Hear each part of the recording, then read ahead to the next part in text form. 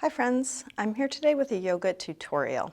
So we're going to look a little more deeply at one of the poses we do a lot. Chair pose, also called fierce pose or thunderbolt or Utkatasana. So this is both simple and there's a lot going on. I know I really didn't like this pose. It kind of fell into the category of both boring and hard, the worst combination. So I'd love to share some tips and tricks that might transform your experience of chair pose. So let's start with the feet. Your feet can be either together or hip width apart. Now check that the feet point straight ahead, especially if they're apart. Most of us tend to stand in a natural turnout, or many of us do, and so to be intentional about our alignment for chair, you want the feet parallel. Now we're going to take the hips back and down. When we do that, just notice, is your weight all in your toes? Is it all in your heels? See if you can balance it out between the two. And depending on your flexibility, your body mechanics, you might go lower or higher. You don't want the knees going forward of the toes, so somewhere around the middle of the foot. Now the pelvis, there are a couple mistakes people make in chair.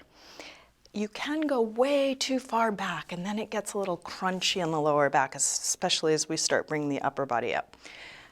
To correct this, I have seen overcorrection, tucking way under, so we don't want that either. So we take the hips back and down, so there is a nice crease in the hips, and then lengthen the head and the tailbone away from one another. So it's neither overarched or overtucked, but kind of neutral with the bend. Arms are going to be up, and as with most of the time when arms are up, we want an outward rotation. So outward is easy to feel in the anatomical position, palms pointing out. It's the same rotation as we take the arms up. So shoulders are going to be a little bit more dropped down as we bring the palms towards one another, inner elbows towards one another.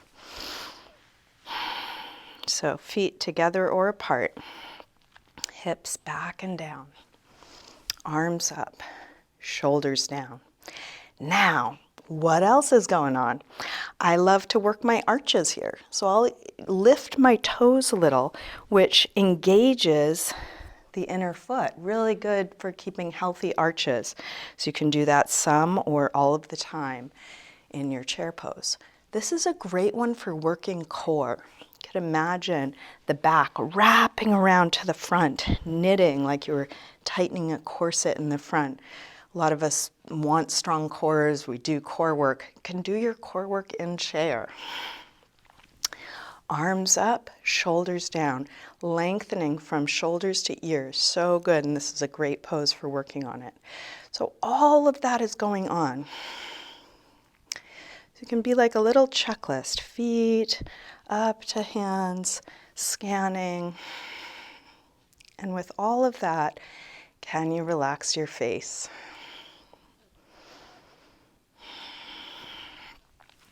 So hope that was useful. It's great to come back out of our practice sometimes and really tease apart some of the details and then bring it back in. And you may find, wow, there's a lot to think about next time you go through your flow or come in and out of chair. Maybe you've been doing it differently. Maybe there's something to learn here. So hopefully that was useful.